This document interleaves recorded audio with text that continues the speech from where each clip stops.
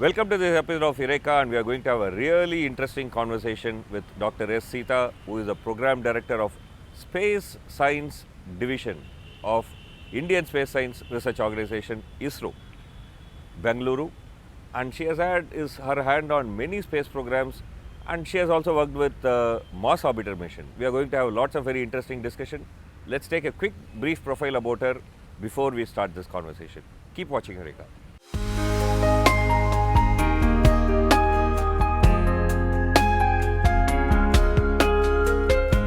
Dr S Seetha, a well-known woman scientist in ISRO, whose name holds a special place in the list of women scientists and who pioneers in the field of space science from India. Presently, she is the Program Director at the Space Science Program Office in ISRO. She did her BSc Honours from Hindu College, Delhi University, and MSc from IIT Madras. Later on, she obtained her PhD in Physics from Indian Institute of Science, Bangalore on white dwarf pulsators. Having more than 35 years of work experience in ISRO, Dr. Seetha worked in the field of astronomy, specifically in the study of variable stars in X-ray and optical bands, and extensively contributed to the development of space science instrumentation, particularly in X-ray and gamma-ray experiments which were flown on Indian satellites.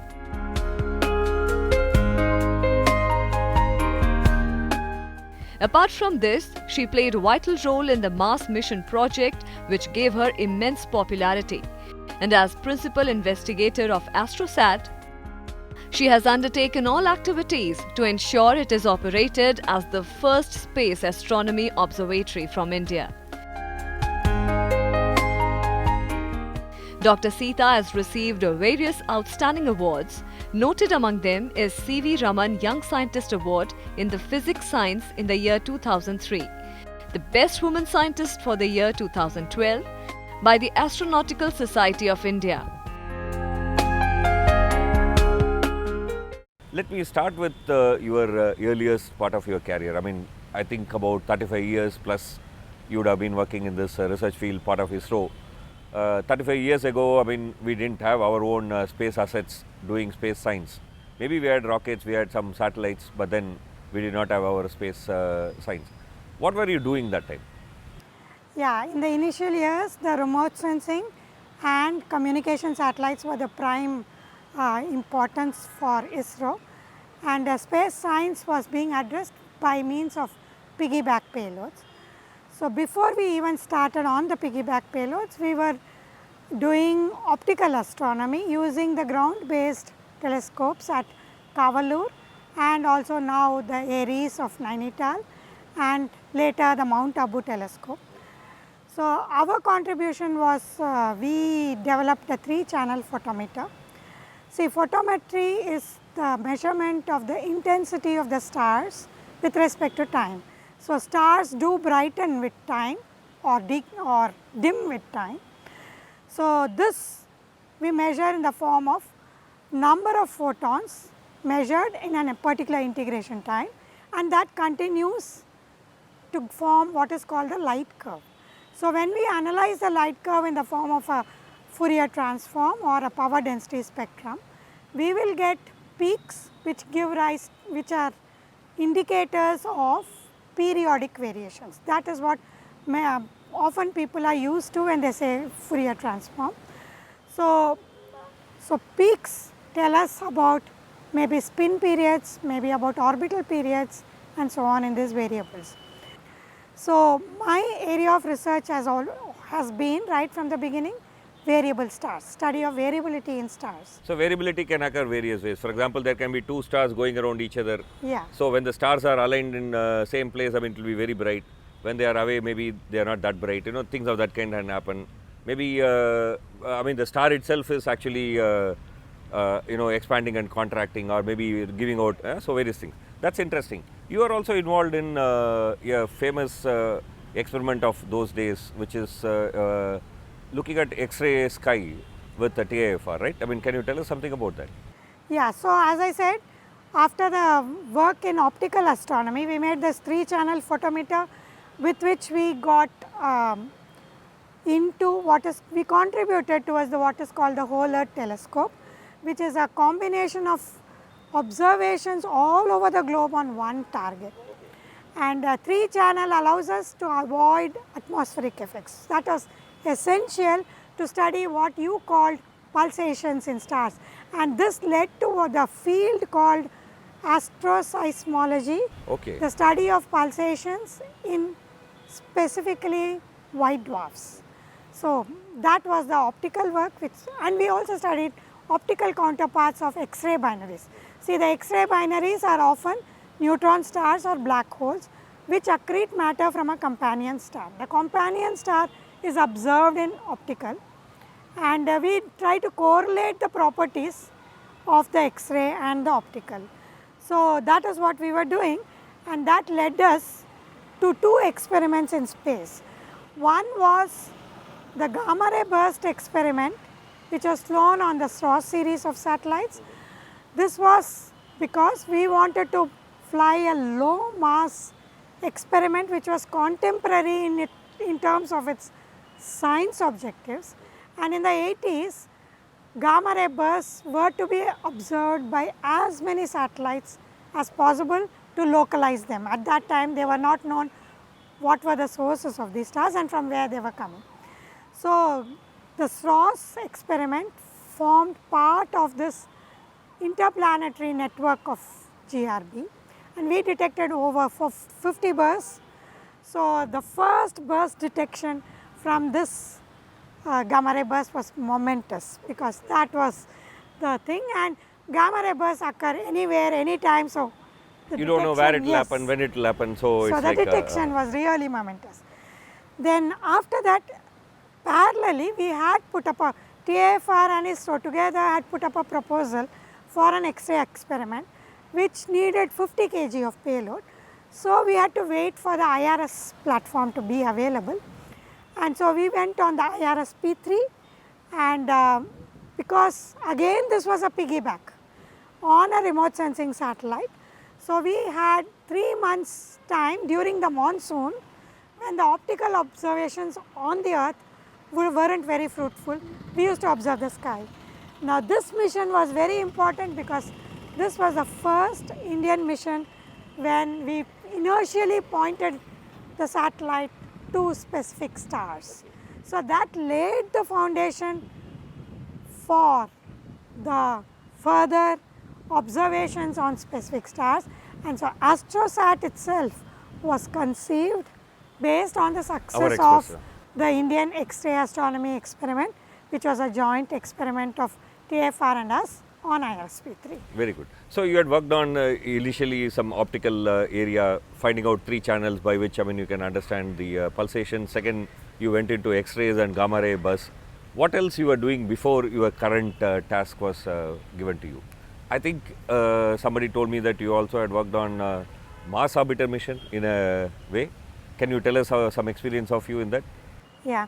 So I said AstroSat got conceived, and then AstroSat took a long time to develop because there were a lot of indigenous developments to be taken up.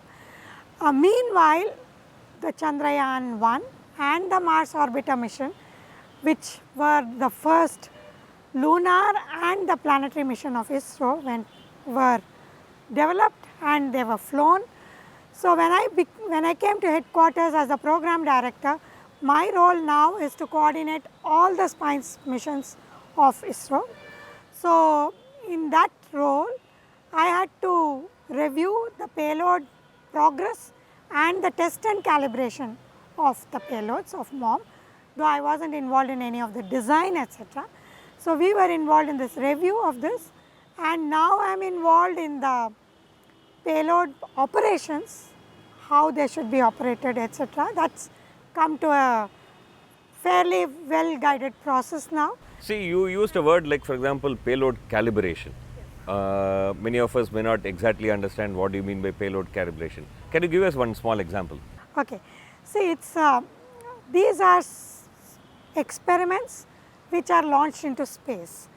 Now, in a lab physics experiment, you can always use a calibration light, maybe a laser or something to calibrate your instrument. So basically you shine that light and see And whether then this see is the showing the same amount. response of your detector. If the detector is showing less or more, then you know that your detector is not correct. Yeah, you first actually simulate what it should give based on your calculation, and you observe what it gives, and if it is less, you try to answer which is the element which is Causing that effect.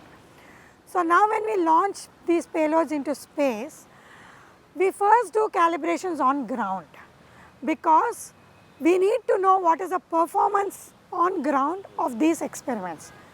And then we need to, when we launch it, we again try to compare that performance with what we did on ground to see whether there are effects after launch, either in the orbit or due to launch, and various aspects. So even periodically after the payload is operating, we do periodic calibrations. So that's how the science works, by carefully checking, rechecking and checking. Extremely necessary for science output to have the experiments well calibrated. And it's extremely difficult because there are some times when you cannot set up sufficient calibration setup on ground.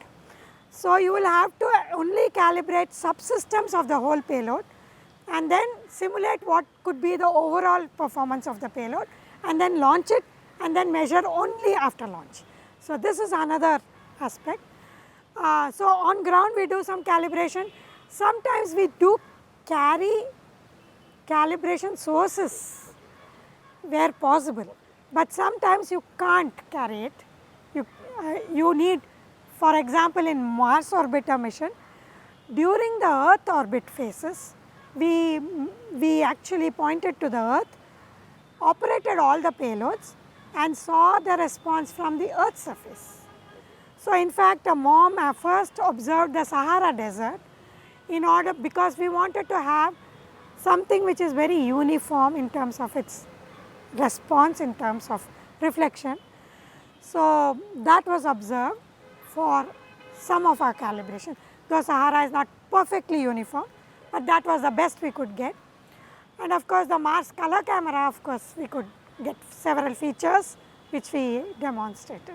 Very interesting. That's a very interesting point. We need to take a very short break. Look at this. The Mars orbiter mission is now working more than almost 2 years, right? I mean, yet we are getting very interesting results. That's because of the rigorous test to which we put these instruments before we send them to space. Even in space, we recalibrate and check and ensure that it's all correct. And she has a very hand on it in this whole process. We'll take a very short break. Don't go away. Keep watching Eureka. We are going to have a very interesting discussion on AstroSat. What is it? Why it is called India's first dedicated astronomy satellite? We'll discuss all this after the break. Keep watching Eureka. Welcome back to Eureka, and we are having a very wonderful conversation with Dr. Seetha, who is a Program Director of Space Science Division of ISRO. And all the space programs that ISRO is launched and is launching, she is having a big role. Before the break, we were talking about all your activities before this important program of ISRO, which is AstroSat. Now, for past many years, you are deeply involved in AstroSat. It's been launched and we are calling it as India's first dedicated astronomy satellite. Can you tell us something about this? This has now become the first Indian astronomy observatory, I should say, because we are now in the phase where we are pointing to specific stars based on proposals. So coming back to AstroSat, we have spent many years first developing the individual payloads, because there have been a lot of indigenous technologies which have been developed for this. The first time we have developed X-ray optics in the country, first time we have developed UV optics in the country, and we have now large area proportional counters which are high pressure counters which extend the energy range of observations to 80 keV or so. Earlier similar counters like the ones flown on the Rossi X-ray timing explorer were capable of having measurements till 30 keV or so. We have extended it to 80 keV. and so with a large effective area. So, that is the prime importance. We have excellent timing of 10 microsecond for the large area proportional counter. So, that is as far as the technology goes, and then we had to intensely calibrate each of these instruments on ground, evaluate the performances of each of these integrated instruments, and then they were flown on the satellite bus. I want to ask you one more question. You used a very important word, which I think got missed in other things, which I wanted to bring back. When I said that AstroSat is our observatory, you said no, it's a space telescope. Why do you make this distinction? You said that we are able to point to a specific object. Why do you make this distinction? Yeah, so an observatory, a satellite, for example, is an orbiting platform which makes certain specific mission operations. Now, an observatory is a proposal driven or a user driven observatory where a researcher in astronomy can put up a proposal for observing a particular target for the science objectives which that person, that scientist wants to do research on. Based on the science objectives, the proposals are evaluated by a time allocation committee, and then they give the final list of proposals, and this proposals, the target list comes to ISRO mission, and then we sequence the targets, how they should be observed based on the requirements of the proposer. For example, there might be time constraint proposals, there might be proposals where a target has to be monitored every month or so, and then there are proposals where you continuously need to look at a target. So, in that way, the mission operations are slightly different from what we do for the earlier missions, because that is so here, for example, we have to look at this place and then maybe turn the telescope and look at this place, maybe come back again and look at this place, this kind of things you need to do. That is a kind of very complex operation. See, another word that people usually associate with AstroSat is it's our multi-wavelength astronomy asset. Yes. What does this multi-wavelength astronomy asset mean? Okay. So, take the example of X-ray binaries. X-ray binaries have been well studied with the IRSP3 experiments, but when we study X-rays, we study close to the compact object, which is the neutron star or a black hole. In fact, X-rays are the only tool by which we have a lot of information about black holes particularly. And so, when they accrete matter from the optical companion, if you want to know the phases and the way these systems behave as a whole, then what you need is, you need to study the companion in optical and the accretion disk in UV if possible, and then in X-rays close to the compact object. So, if we study these simultaneously in all these wavelengths, then if there are some effects like a burst is caused, X-ray burst is happening. So, you do not know whether that is coming due to variations in the accretion disk or something happening very close to the compact object. So, that you can know if you know that the UV preceded or followed the. So, basically if you observe in these three, you can understand it much better. If you saw it only one, you will be only having a partial view. That is what this multi-wavelength. Right. And then we have been able to build this, construct this, put it in space and operate it for more than a year now. That is a very, very interesting part. We will take a very short break. After the break, we are going to ask her, what have you majorly discovered out of this AstroSat in this past 1+ year of its operation? Take a quick break. We will continue with this conversation. Don't go away. Keep watching Eureka. Welcome back to Eureka, and we are having a very, very, very interesting conversation with Dr. Seetha, who is the Program Officer for Space Science Projects of ISRO, Indian Space Research Organization, Bangalore, and all the space programs she had some or other some hand in it. Before the break, we were discussing about AstroSat, and it's now more than a year that AstroSat has been in the sky. If I ask you three major, let's say important discoveries that AstroSat has made? What would you list them as? I will make it 5 so that I can address one of each of the payloads. There are 5 payloads on the AstroSat.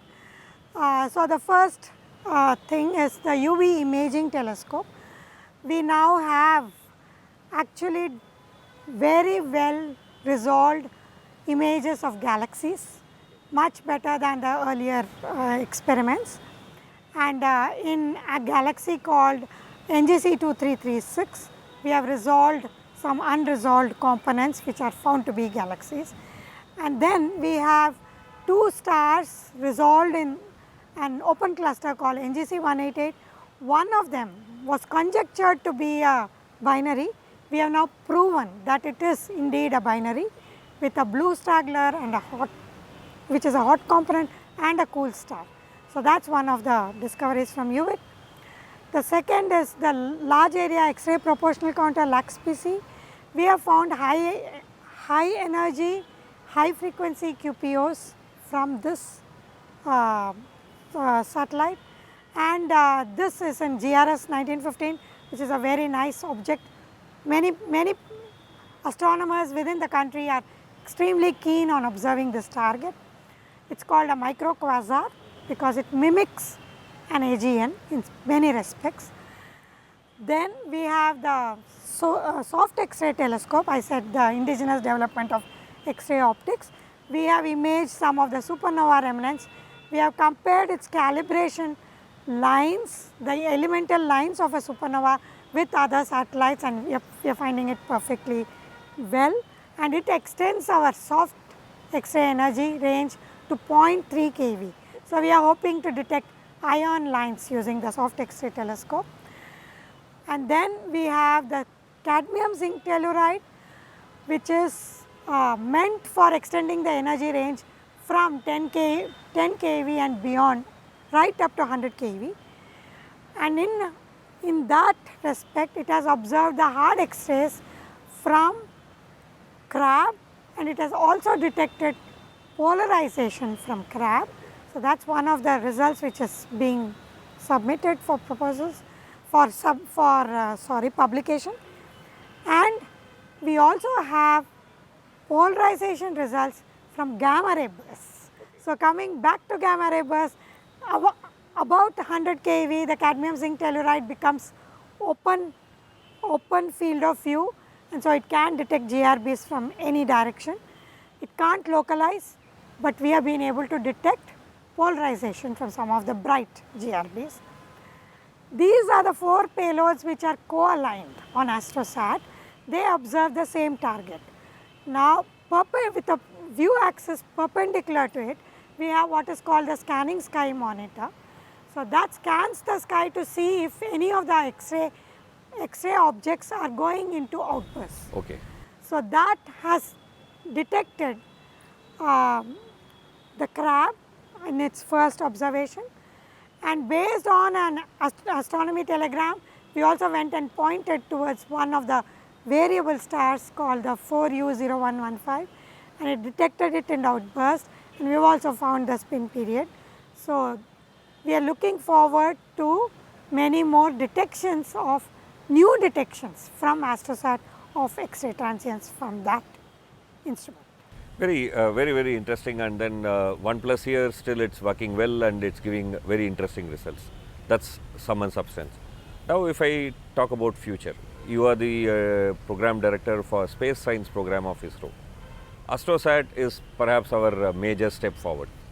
Chandrayaan was a technology mission, Mars is also a technology mission. What other things are in offering?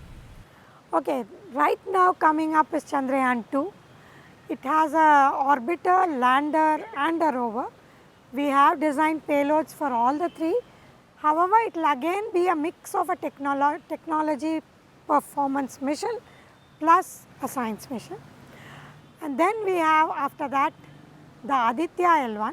This is going to be the first Indian mission to observe the sun, and it is going to go into an halo orbit around the Sun Earth Lagrangian point L1. So, that is first time So for it is us. basically like if the sun is here, if the earth is here, the satellite will be here and then it will keep moving along with Yes, the earth. it will be co-rotating along So it will the also sun, take the about earth 1 year to line. go around the sun. Yes, on the halo orbit around the L1. So we are in the process of developing the payloads, evolving the calibration procedures for them, etc., etc. And then we also have a small satellite which is called the XPOSat, which is the first X-ray polarization satellite. It will be observing polarization from bright X-ray objects. So this is going to be developed by Raman Research Institute and it will be flown on a small satellite. So these are the upcoming 3 missions. Let me ask this question, which unfortunately we need to discuss in this contemporary times. I hope there will be a time when this will be no issue. You are a woman and you have taken science. How did you first of all get interested in science? Maybe not many people would have encouraged you when you were studying, right? Okay, I was interested in science right from school. Maybe because my father was an engineer, it might have helped because he would understand the methods of science. I was really interested in the methodology of science, making an experiment, observing with it, interpreting the data and then deriving the science from it. So that was my motivation. That's how you got interested in science. Second is a question that generally many women who want to do career, there is always a conflict. At some time you want to get married, you have a kid, then family or career. This is a kind of thing that usually people think. I'm not sure whether it's really necessary, but then that's what people think. What's your take on it? What was your experience? Yeah, at our times, yes, many women had to drop out of careers because they had to move on or they had to take care of their family. In that respect, I was probably very lucky. I still acknowledge that without my family support, I probably couldn't have had this career. Space career becomes very crucial at times of launch, immediately after launch, etc. So at those times, you really need support at home to take care of that balance. So that is how I have balanced my thing. And it's very necessary for women to make the family understand why this career is different from other careers. I think that's a crucial thing I would give as a takeaway for younger women, that please convince yourself and the others at home that what's so important about what you're doing and why it takes more of the time compared to say other careers. It's a very interesting point, and with this we may have to end this conversation. We could have had much more interesting talk with her.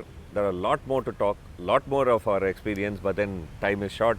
So we have to end this conversation here. Keep watching Eureka. We'll come back with a conversation with another Indian scientist next week, same time. Keep watching Eureka.